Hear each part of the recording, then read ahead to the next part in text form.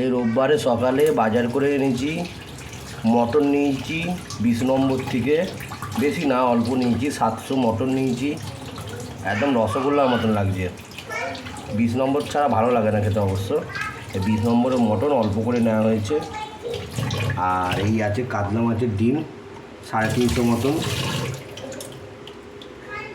আর এই আছে কাঁচা ইলিশ, ধোয়া হচ্ছে, বেশি না, 1 কেজি কাঁচা ইলিশ নিয়েছি। ওয়াটার রেট, জলের রেট 5 টাকা করে কেজি।